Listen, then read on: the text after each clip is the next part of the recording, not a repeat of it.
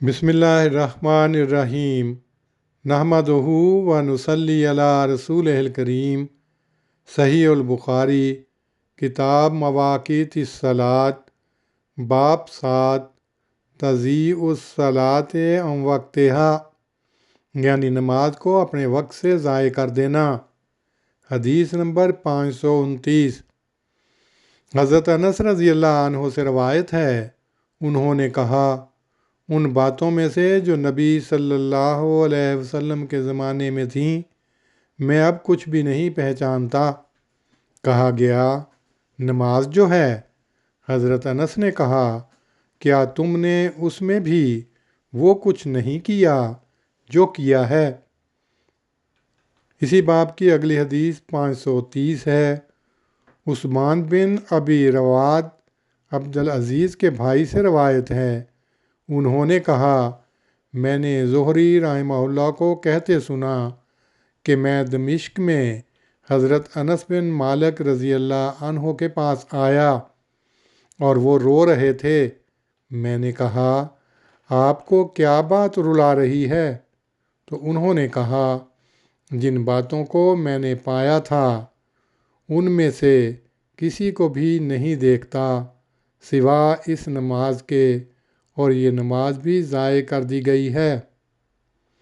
تشریح: نماز ضائع کرنے سے مراد نماز پڑھنے میں اتنی دیر کر دینا کہ اس کا وقت نکل جائے یا اس کے بعد پڑھنا۔ وقت کے بعد پڑھنا گویا اس کو ضائع کر دینا ہے۔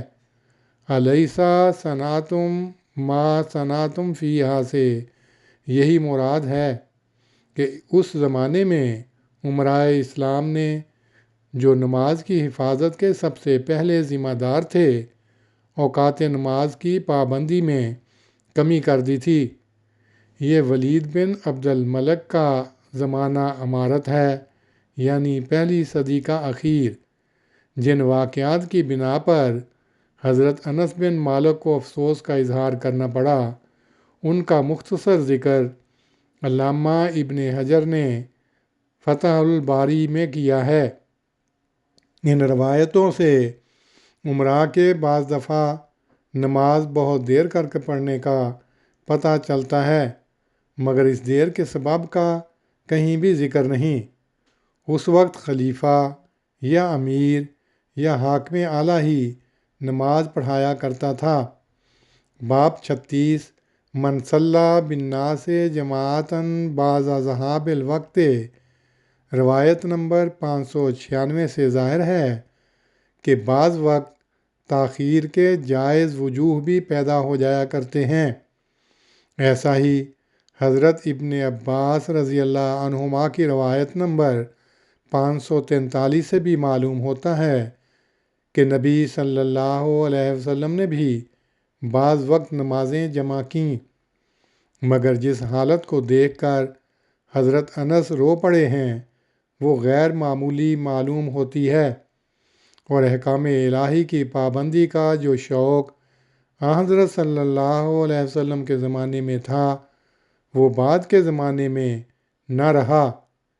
اللہم صلی علی محمد وعلی آل محمد کما صلیت علی ابراہیم وعلی آل ابراہیم انک حمید مجید۔